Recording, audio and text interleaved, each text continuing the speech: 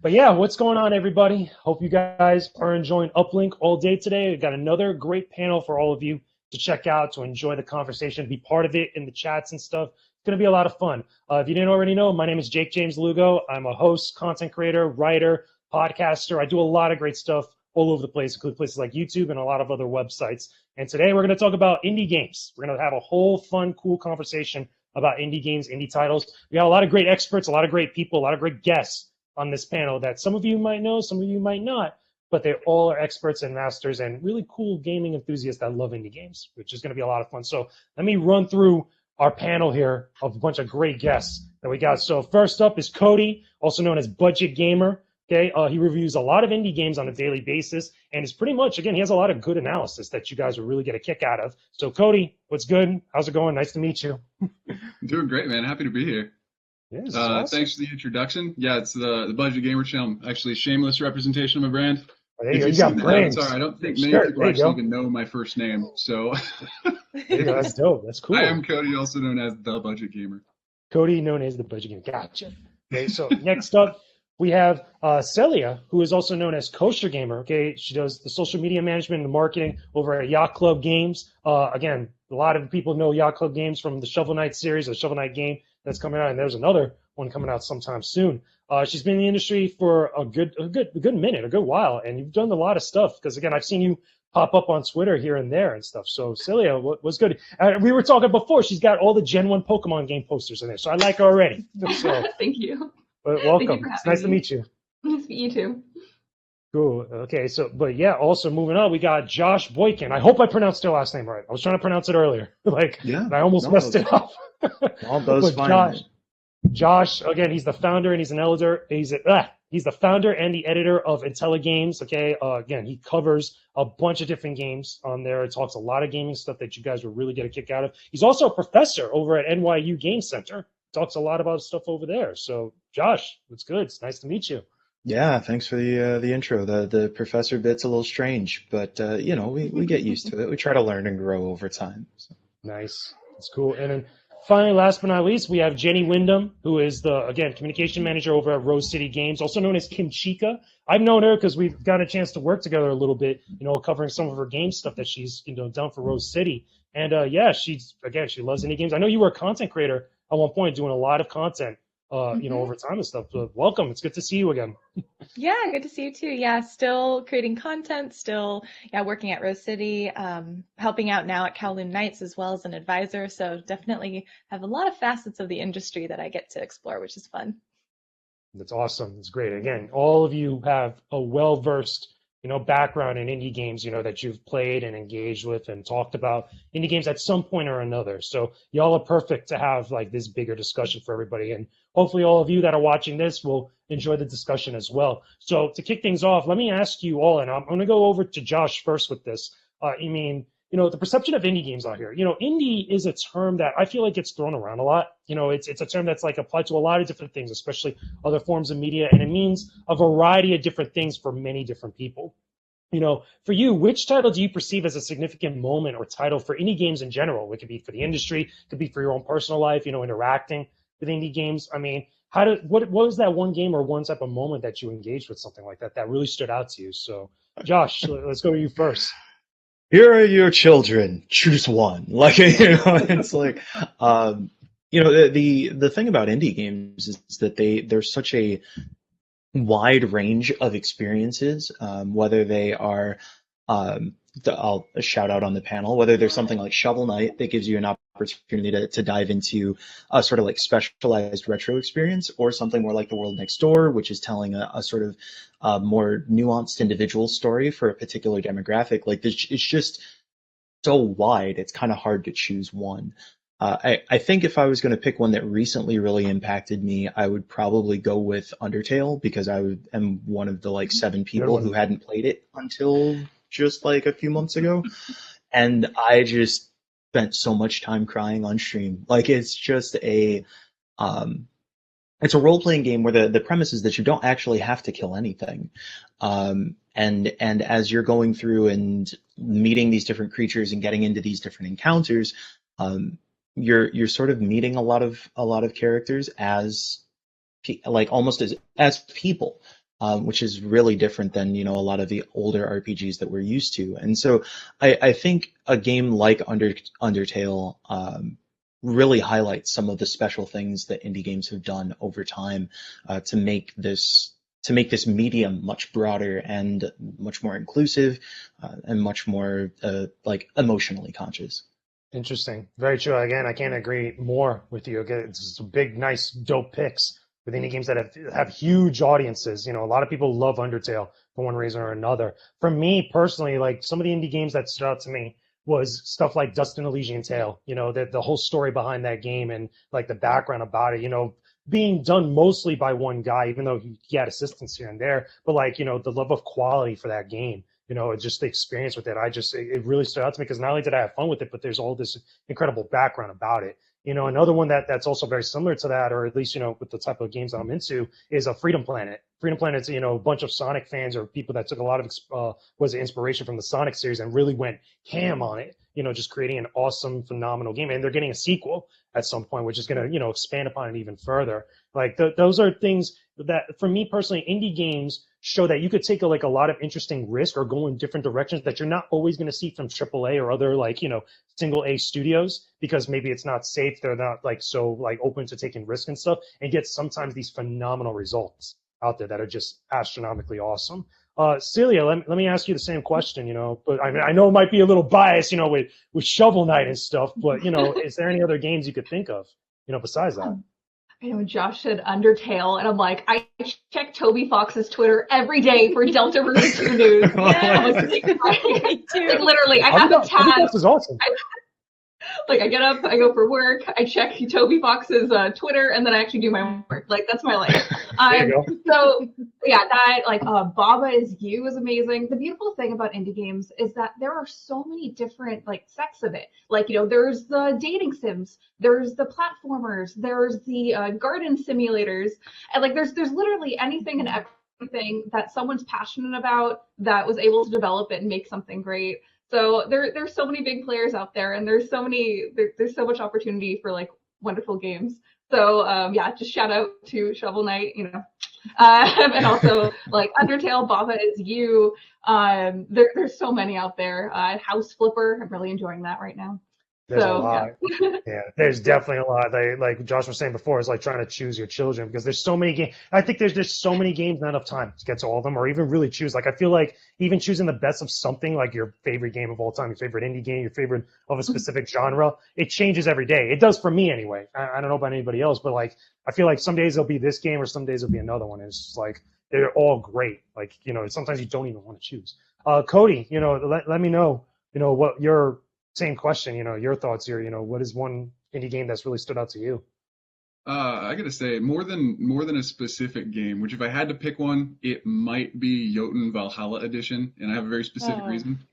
That's a good But one. more the genre of narrative games, or otherwise known as walking sims, I never knew they were a thing. I didn't know they existed until I started actually playing indie games for the channel, and pretty much devoting the whole channel to nothing but indie games. I don't think I've ever played a AAA or single A title, but they reach out to demographics that aren't well represented. They tell stories that people are afraid to tell, and they tell them in ways that you can just digest them. They hit so close to home sometimes. One that I just played and reviewed was the Journey of the Broken Circle. It was all about relationships and trying to conform to someone else to make that perfect couple, and realizing all the ways that you debilitate yourself trying to do that. And I was like, holy. It hit so hard. You can't not be that broken circle when you play a game like that. But Jotun Valhalla Edition specifically, not only graphically, it was way more than I would have expected, because it always goes on really deep sales. When I covered it, I was raving about it. I said it had no critiques. There was nothing you could critique about the game. And I got a bunch of comments being it feels empty. It feels like they didn't add enough to it. It just feels like the developers were lazy. And I was like, no. You got to think about it. Think about the character. Think about what they're going through. It's the story of a shield maiden who died by accident at sea, so she can't enter Valhalla. So the whole premise of the game is that she has to earn it out by herself in an empty, desolate world. And so the whole immersive experience of the game if you felt lonely and empty, that's what it was supposed to be doing. And so like that much passion put into something like that to make gaming an experience, to give messages that aren't just, get the mushroom, save the princess. Like they've made indie games something really powerful. Very clever. It's very clever. And that's all, again, besides being a beautiful game, because I remember playing that for the first time, like, yo, this looks awesome. Like, Right? it looks fantastic. That's the one thing I will say about indie games. Like, you can really see some cool visuals, some really cool visuals. Like, again, I mentioned Freedom Planet before. Freedom Planet to me is like if you took a Sonic game and turned it up to like 15 on the scale and gave it like a lot of like caffeine, that's what would be like the most perfect Sonic game could be. But, besides other things withstanding, but like there's just certain things about it that, visually you see that you just don't get elsewhere like that. And I love that about the indie games. Jenny, I'm going to pose the same question. Again, it might be a little funny because, a little biased because of, Rose City Games and stuff, but tell me, any other indie games that might stand out to you like that with the same thing. Yeah, gosh, everyone already listed just incredible games. Like Undertale for me is absolutely one of them. I think for me, what makes indies really special and what draws me to indie games is kind of what Cody was saying is there's a level of specificity that happens with indie games. Not only are they typically made by smaller teams that have the creative freedom to explore these really specific stories, but they have the ability to dive in and really insert a lot of personal narrative and personal just their hearts into that game and tell the story without a lot of the extra stuff that AAA titles have to deal with and the accountability to other stakeholders that AAA titles have. With that being said, this is so hard. I mean, Florence, I can't not talk about Florence with this Nor right should you next to not me. talk about Florence, Yeah, I think Florence is one of those games that not only is there representation in there, it was one of the first times where I felt very connected to a character because she felt like me a little bit. But one thing I loved about Florence is that this is a game that came out on the phone. It was a mobile game prior to coming. I think it came to PC last year or 2 years ago. And so it really represents to me not only the specificity of story and the really just innovative stuff they did with mechanics, but the fact that now indie games are paving the way for accessibility of games to a lot of people. And I think that's something that's truly special about indies in that way. And so, yeah, Florence, I think would be my pick for today. Ooh, that's good. Yeah, all great picks from everybody. Again, there's so many. There's so many we could list. Like again, I'm just thinking of like another one that I love is Fight and Rage. I know that we just got Streets of Rage like not too long ago, Streets of Rage 4, I should say. That reminds me of that. It reminds me of Final Fight. Stuff like you could get a lot of different Bloodstains. I'm a huge Castlevania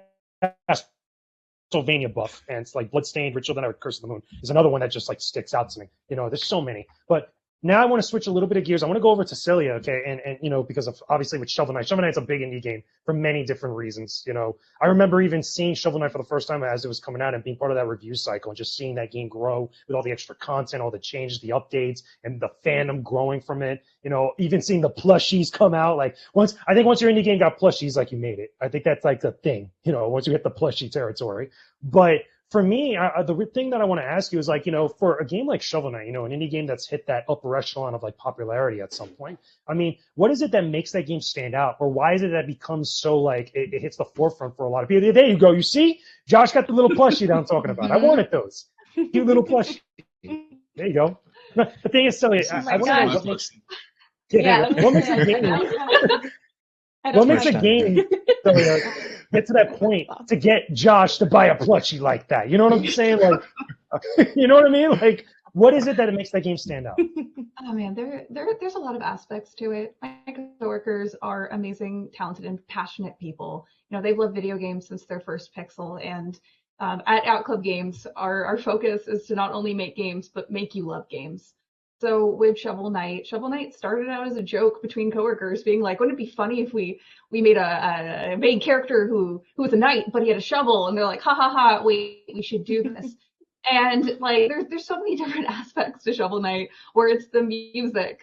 Jake Kaufman is a musical genius, and like a lot of love got put into that. The game design, like my coworkers like really put a lot of thought and effort of what they enjoyed about gaming. They used their collective experience with creating games prior, and they're like, well, what feels good? What was great about the games that we enjoyed when we were younger, and like what can we do to improve on that? What are some modern conveniences?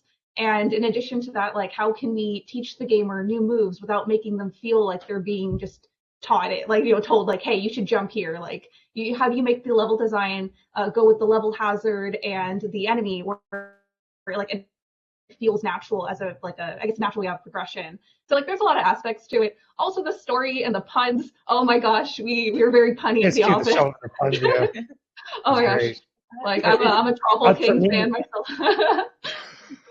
For me, it was the music that got me. That first stage music was really kind of like hooked me, because again, I think a lot of us that like love like platformers or action platforms stuff, it's usually that first stage, that intro stage music that sticks with us. Like, you could think of a bunch like, Shovel Knight, Castlevania, Ghosts and Goblins or Ghouls and Ghosts, Mega Man X, that all have like that first stage that's just like it sticks with you, and then you're just along for the ride afterwards. That was the thing that kind of got for me. I want to ask Josh something that'd be interesting as like a good offshoot of that.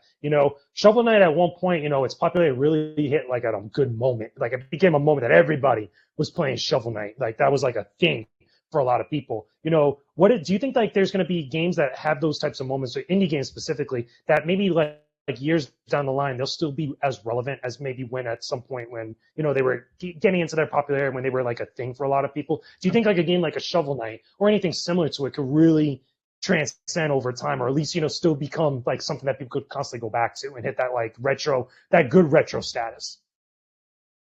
I think that's a tough question, because there are a number of different facets that are involved in anything becoming sort of a cultural touch point. So for instance, and as full disclosure, I'm working for the merchandising partner that's working with Inner Sloth right now. But I think Among Us is a perfect example of a franchise that has become this huge cultural moment, right? And I think that was in no small part due to the pandemic, right? I mean, this is a game that became popular 2 years after it came out. But there's also that nature of everything is competing for that viral moment. Like I don't feel like when Shovel Knight came out, when Braid came out, when some of the things that we look at as more sort of indie classics became these large cultural touch points, it didn't necessarily have to deal as much with the creator landscape that games do today. And so a lot of what seems to make games culturally kind of blow up nowadays has to do with like the ways that they allow streamers to engage with each other or with the game itself. There are just so many different aspects to what really makes a game take off and shine, right? Like we look at Final Fantasy VII Remake that came out, and like it came out to a lot of critical press. But we still, when we compare the player base of 7 Remake to the player base of Among Us, a free-to-play game that you can get on your phone or whatever. Yeah, and so I think when we think about the games, and I'm like in my early 30s. So when I think about the games that are these big cultural standouts, things that are sort of test of time games for me, I think that might be a little different than to folks who might be in their teens, early 20s right now, and what they'll look at as cultural touch points for them. And it may have more to do with the ways that they were able to engage with other people through those games and through those mediums. It's interesting that you bring that up, and this is a perfect segue to something I want to ask Jenny about another game that came out last year, the same year, that Among Us was pretty popular. I want to talk about Hades, because Hades is one of those games during the Game Awards that got a lot of love, or at least got a lot of love for most people up to the point after it came out, in an environment populated by games like Animal Crossing New Horizon, by Final Fantasy VII Remake, by Cyberpunk 2077, like all these like gargantuan games for a lot of people. But this was one of those games that was an indie title that's done by Supergiant, because Supergiant is dope. They make great games. And it's just that, it was able to hold its own and compete and become something relevant to a lot of people and get a lot of talk, a lot of word of mouth about it and stuff. Why do you think that is, Jenny, or why do you think, or at least in your opinion, in an environment where it has like all these big third-party publishers or first-party publishers and stuff, that a game like Hades could really kind of just like, become a thing for some people or really stand out amongst all these other things? I mean, the internet is thirsty. Quarantine's been a long quarantine. It's been a long year. It's been a long quarantine, exactly. No, I mean, I kid, but I'm also, I really am serious. I think Hades has done something really, really special in that they have they have created a game that has almost it has a genre mechanically, but the sort of elements that it draws from and employs really ranges across such a wide span of interest that it allows people the opportunity to access points that they may not have ever been interested in games. For example, when you look at the mechanics of Hades, it's a roguelike. You go in, you attack enemies, you try to get as far as you can, you die, you repeat. And I know as someone who originally did not enjoy that game loop, that's not something typically I would have enjoyed. But they added this wonderful element. First of all, sort of modernizing that mechanic by not just allowing death to sort of be a point of learning, but also you still get tidbits and rewards through the narrative. So if you are a player like me who continuously just sort of does not make it to the end of the run, but you continuously die and you have to start back again, you're still getting rewarded with narrative. And as a player who enjoys narrative, I found that really enticing and really engaging. And not only that, I mean, Supergiant just has just a world-class team. They have really honed in through Jotun, which was mentioned earlier by Cody, and through Pyre and Bastion and Transistor. They have honed in also on their visual style, on their music. They did an incredible job creating that voice for themselves, and then also including their community base, because this was their first early access game, if I remember correctly. They included their community base in the creation and the beauty of this world early on. And I think, again, going to what Josh was saying about how now the life cycle of a game is so much longer than it was, back in the day when games were originating. So including the community in that way also allows that enjoyment and fan base to grow and sustain itself even after launch. So Hades just did a great job. And of course, as Josh said, there's a numerous number of factors that go into the success of a game. But yeah, they definitely set themselves up for success with all of that. I agree. And also, I think I want to add on to that too, just the delivery of a lot of stuff, because you said you're not a fan of the rogue-like type, loop and stuff. But I think what did it for me, because I was a little bit similar, because even though I played games like Rogue Legacy and others that are similar in nature to that, but I think like the controls for Hades is what did it for me. It just feels so good to play, and everything else just fell into place right afterwards. I feel like, especially with Supergiant, they have like that one or two things that just catches you, and everything just flows nicely. Like for Bastion, it was the VO. For me, I love the VO and Bastion, like of that world, and just the gameplay loop with that. And the same thing with Pyre was another one, just the VO with that, and just the whole just motif, how good it felt to play that stuff. Everything just came together so nicely. But to kind of like, again, bounce off of that too, with everything that we've all set up to this point, going to Cody again, you reviewed a lot of different indie games, tons all over the place. And one of the things that I see a lot of the conversation about indie games, especially by people outside of like the media and the industry and stuff, is that sometimes there's almost this stigmatism to, what an indie game is, or what classifies what an indie game, consists of, or what it's a part of, and all this stuff. Sometimes even said as like a derogatory thing about certain games. Do you think that now, especially with a lot of indie games that are starting to like really break into like the consciousness of a lot of people, get a lot of fans like Hades, like Among Us, in an environment with all these other big popular games. Do you think that's really just a lot of people craving something different than like a lot of stuff we've been getting over the last like half a decade? Or is it just like the testament to like a lot of good development, a lot of good like planning and putting together some of these games? Or is it something else that maybe hasn't really been discussed so much? I think it's a little bit of a mix of all of the above. I mean, to give the political answer, I suppose, or the college answer, it depends. But new and unique and different is always new and unique and different. And whether that sells or doesn't sell is kind of the evidence of the media impact. But with indie games, you do get a lot more niche demographic appeal, which can create a very, very devoted following, almost cult level classic. And for some games like Obra Dinn, you do get that, and people are just all over it. But then smaller ones, even if they don't get very well known, get such a following that maybe they'll get a release from a limited publishing company, and there's always going to be that fandom out there. But I think a lot of it that all of us have been hinting at so far is that ability for indie games to kind of genre blend, where they don't have to stick to the larger, lowest common denominator for the AAA and single A games, Where if somebody grew up playing Mario and they're like, if Mario was a wizard and he could do something else, that would be a cool game. And so someone makes it.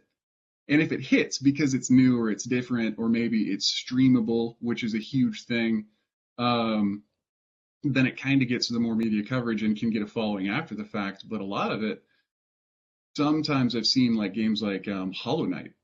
There's a lot of buildup because people can see the potential. And so maybe they have a GoFundMe or a Kickstarter, or they start actually investing in their marketing in the right ways. And those can be another way to get a following even before it's released. And then it's just the quality of the game is so unbelievable that those kind of games start to transform the idea that indie doesn't mean made in India. As actually I've had some people ask, Really? like, are indie games all made in India? Wow. Like, no, it means independently produced or independently funded. Yeah. And so it's turning from this Flash game sort of stereotype and Flash doesn't even exist anymore, Flash game sort of stereotype, Right. to things that can be really, really high quality, like the Shovel Knights and the Hollow Knights and all of these other games that have been coming out recently, that even if they didn't have good media, the game quality is just so solid. The narrative matches the gameplay, matches the actual physical mechanics of controlling the character. And so because these people can spend, even solo dev teams can put out, can you even call a solo dev a team? But anyway, even solo developers, they can devote so much time and so much energy to everything from the visual appeal to the soundtrack to the control schemes, and address all those issues they found in all those other games that they loved, making it something new. That even if there isn't money for advertising, sometimes it's that ripple effect of, hey, I enjoyed this game, and then person to person to person, watching reviews, and it slowly does change the face of what gaming as a whole can be. Before it was like, well, if Nintendo didn't put it out, I'm not going to buy it. Or if Sony didn't put it out, I'm not going to buy it. And now it's like, if it's out there, I'm going to play it. So.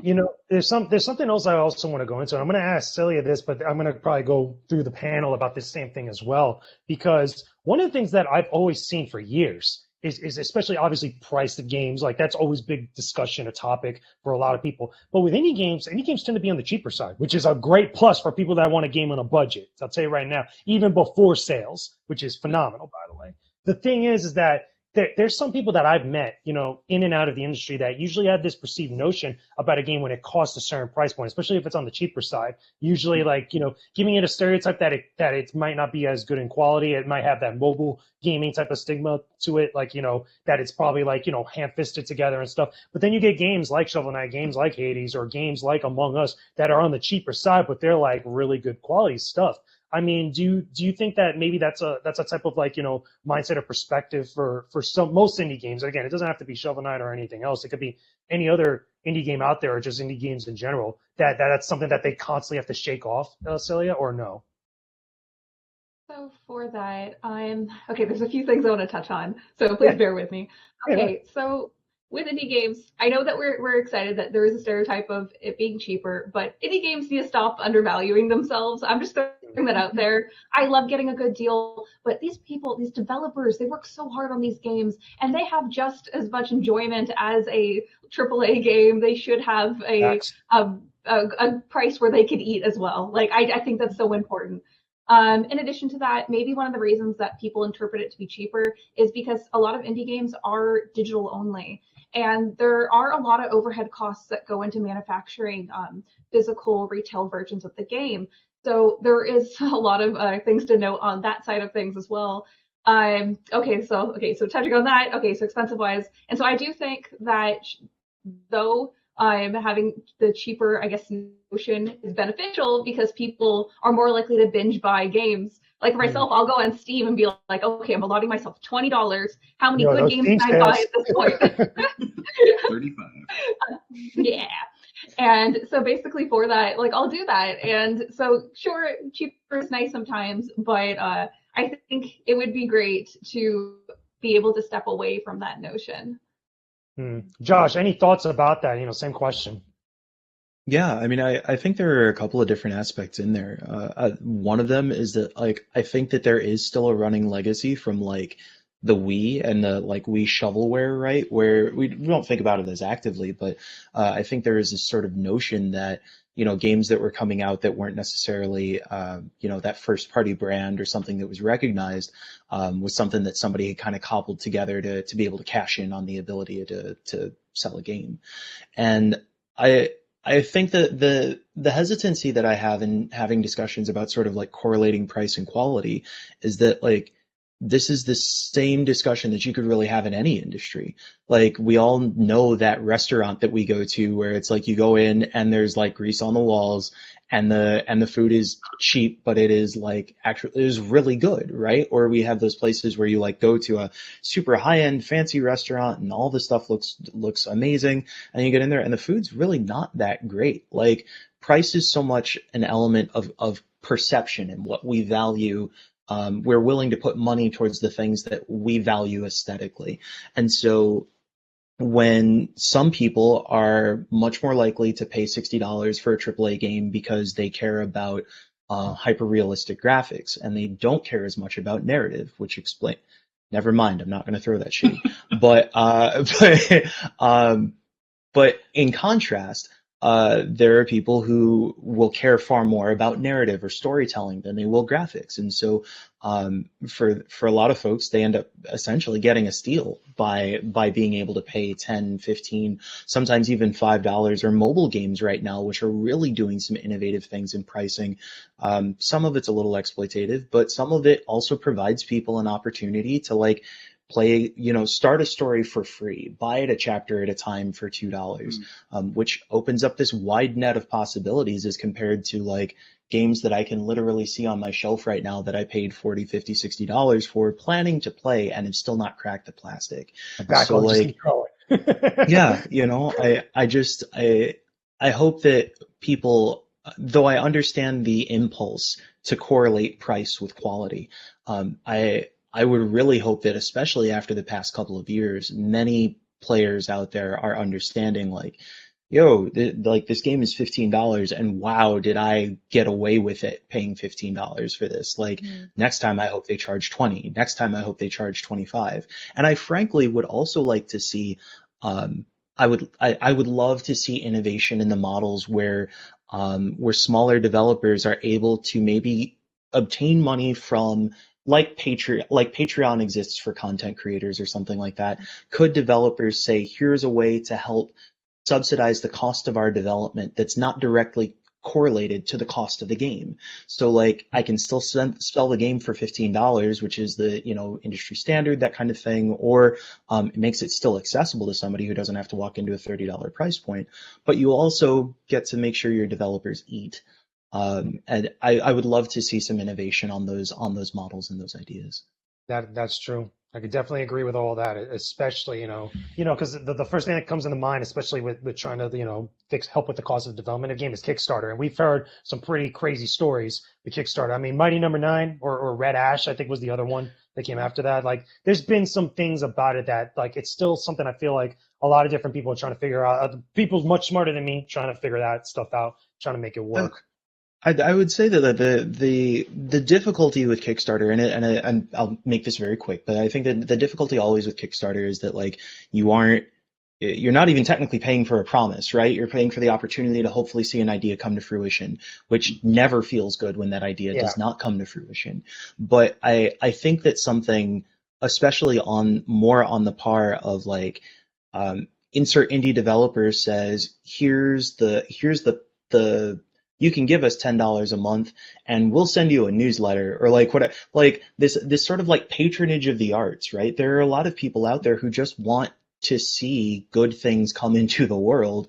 And for those who have additional income and are able to subsidize those things, I think that it is very helpful to provide them an opportunity to do so, so long as it's not at the expense of the development team, by creating a brand new job where now that you need to send emails every week and you have to be recording a bunch of new content or whatever. The point is to allow indie developers to make their work and also like live a healthy, relatively balanced life.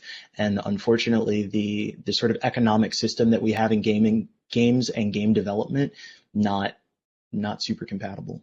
I agree. Again, there's a lot of stuff that I'm hoping maybe in the next like couple console generations we get a little bit of better handling on it, because I don't think that's something that's immediately going to be fixed or solved or kind of made better over time. I think it's just going to take a good minute.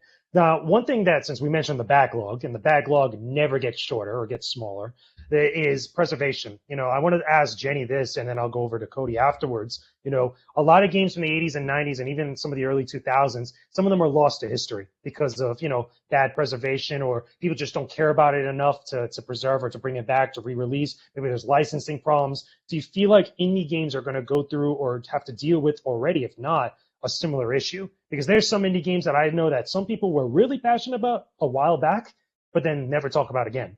And especially with a lot of them getting digital releases, I think, some of them that they get big enough, they get a physical release. I think recently Hades got that at one point, and I've seen a couple others, especially on the Nintendo Switch. A lot of people really, getting in on the Nintendo Switch, especially with places like limited run games, which I think is a godsend for some people that love certain games. But do you feel like indie games are going to go through a similar issue they're going to have to deal with?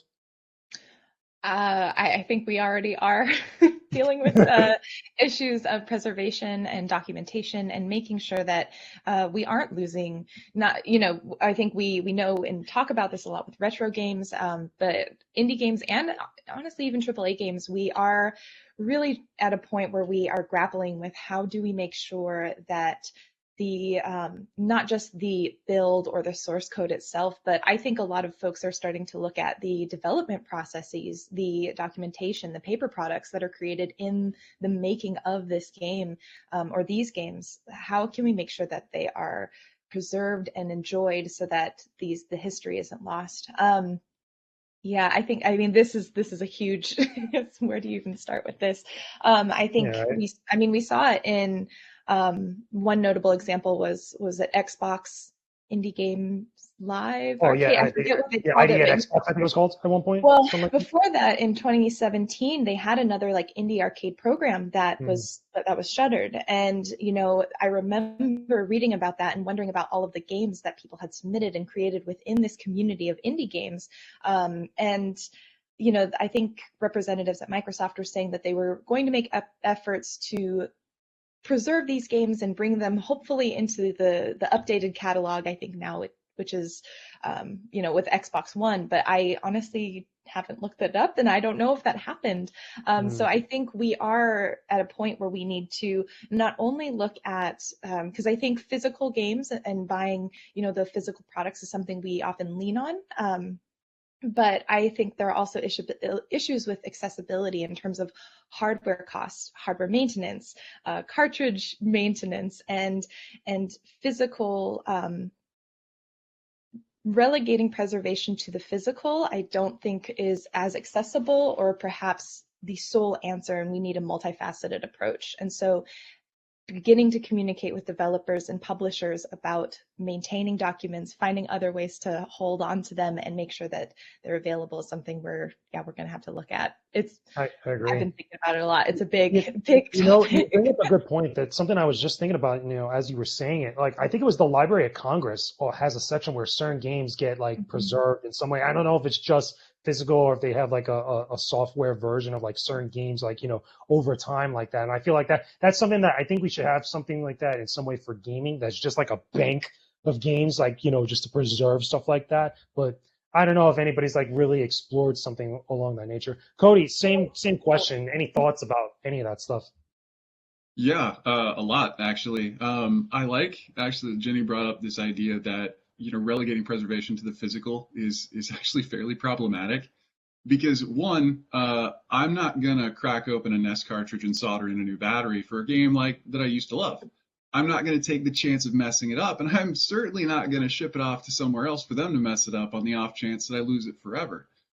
But the other thing is that it also grants a highly privileged status to which games can and which games will be preserved, because that means only the ones that had a certain level of massive impact or got enough public funding for 5,000 copies to be printed, or the rare exclusive for a Kickstarter campaign, those will be the only ones that anybody will remember.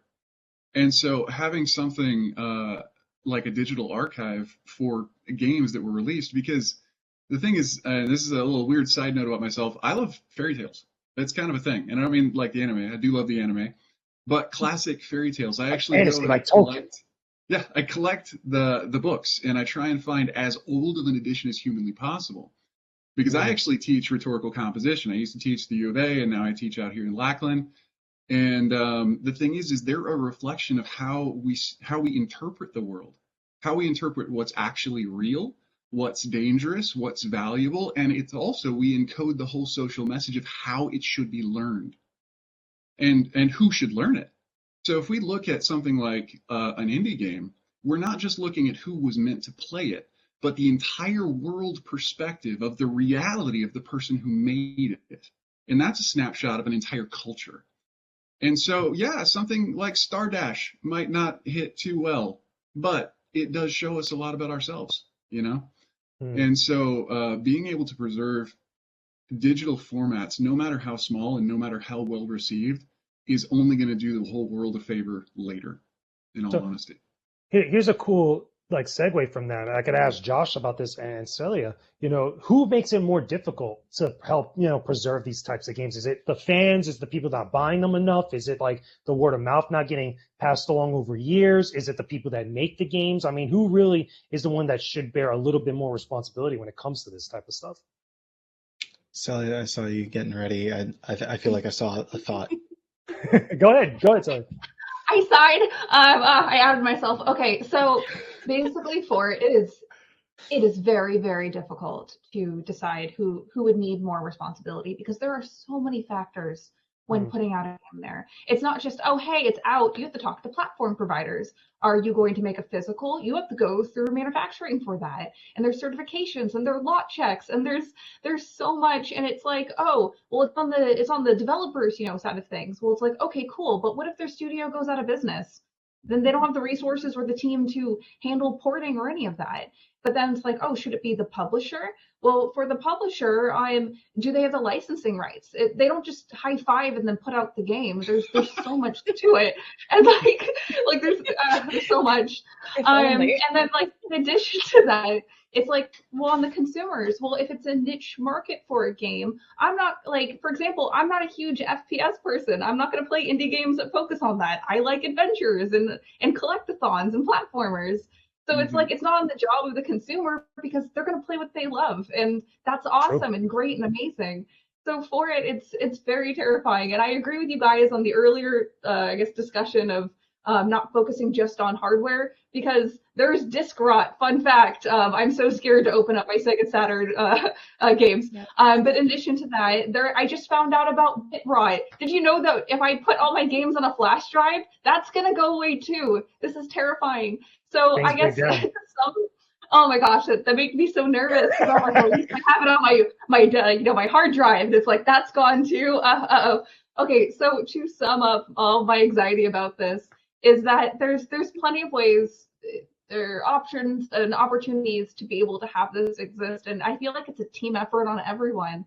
Having your game on accessible platforms, in addition to focusing on platform holders. For example, Steam. I can buy a game that came out in 2013 on Steam and play it on my computer and have a great time. But if that game came out on like the Wii U, I don't own a Wii U. I can't play it, and I have to go digging for it. And there's hardware depreciation, and the third-party market for consoles that are disc-based is almost non-existent. So I would say that it goes on to everyone, and there's many opportunities, and maybe the developers should, document things. Maybe the people, we should buy the games and hold on. I don't know. There's a lot of factors in, and I don't think there's one answer right now.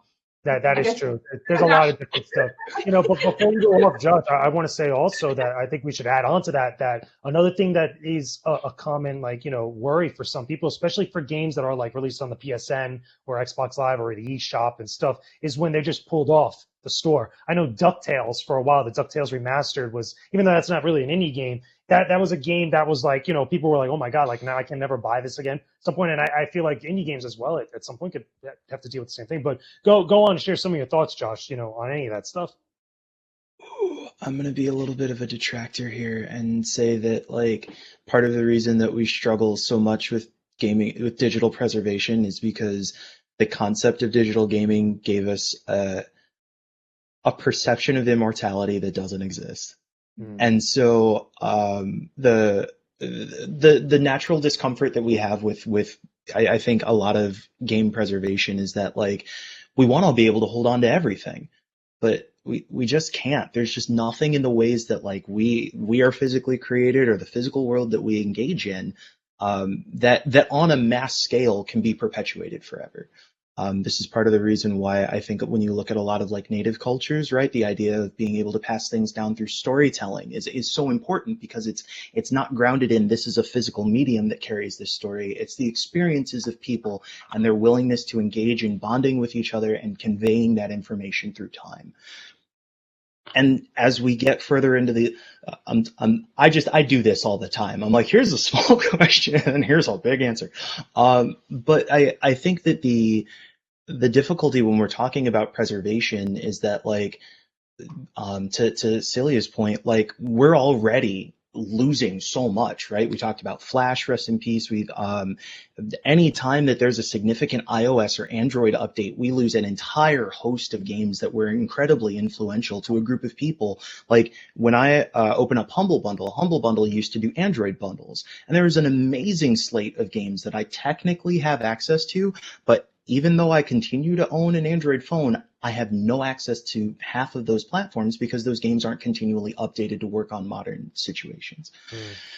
All of this is to say that, like, the act of preservation is, and I think this is maybe a little bit to Cody's point, the act of preservation is actually it is a statement from society about what is important. And so we have to be, I think we have to recognize that we will lose some things, but also be really thoughtful about where we invest that time and energy into preservation, because it's not just about do we keep track of physical games or do we keep track of digital games, because the answer is both, but it's also who is creating these games, what are the perspectives that these games are covering. And by preserving this experience, you know, when the Modern Warfare series gets multiple remasters, right, that is conveying those storylines and ideas to a brand new generation of people that maybe some of those smaller indie titles that might have had more nuanced perspectives no longer get to have that chance to tell those stories.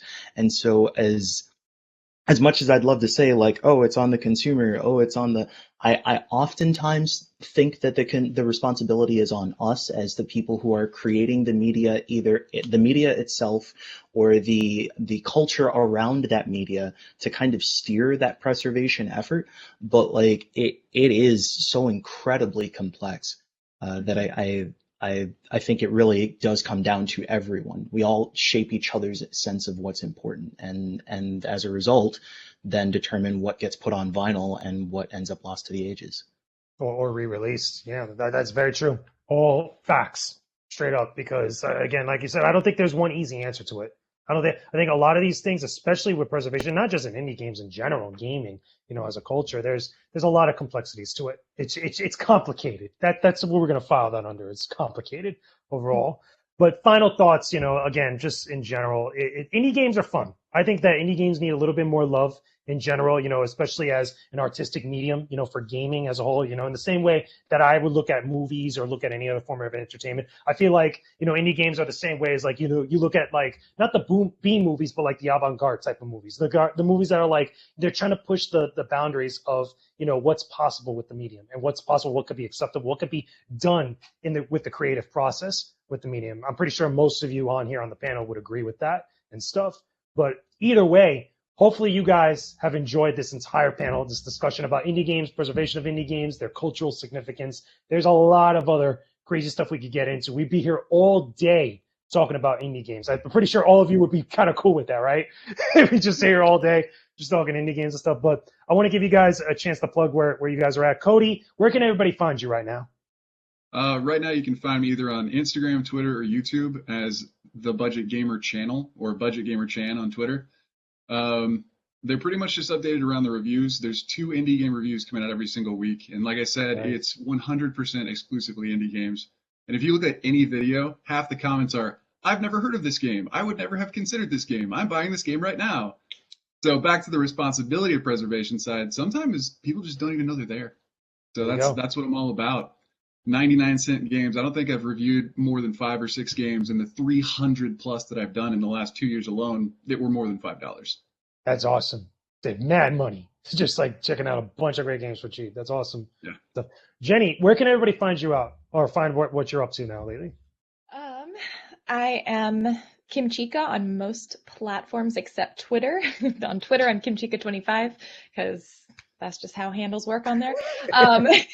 But yeah, most people can find me streaming on Twitch most evenings a week now. I stream primarily indie games. I also create content on YouTube. Excuse me. And I am delving into TikTok. I'm doing the thing. So you can find me on TikTok as well, covering indie games, because I've noticed there's not as many indie game things on there, and I'd like to change that. So there you go. Start a trend. Get everybody who's in the indie scene onto TikTok. Yeah, get a get whole that bunch of TikTok, TikToks. yeah. Josh, where can everybody find you? What you're up to? Yeah, so you can find me on Twitter at Wallstormer. You can also find me on Twitch, Facebook, Instagram. You can find Intelligame is the name of the website. We try to make connections between games and the real world. So we talk about narrative, representation, social justice, whole nine. You can find us at twitch.tv/IntelligameUs. That's the main site there. We also have a main website that is under construction at intelligame.us. And then Facebook and Twitter are at IntelligameUs. Nice. And then Celia, where can everybody find you and what you've been up to? Well, okay, so you can find me on Instagram as Kosher Gamer. I do a retro gaming blog where I talk about gaming, fitness, and other stuff I like. So go check that out. And on Twitter, I'm at Celia B with 3 E's because someone took one with the 2. So you can find me there. I usually retweet possum and cat photos, so enjoy. Yeah, cat photos, nice. A lot of people like cat photos. A lot of people in the indie scene like cat photos. I've come to know this like over the years. Like everybody loves cats for whatever reason, more than dogs. I don't know why.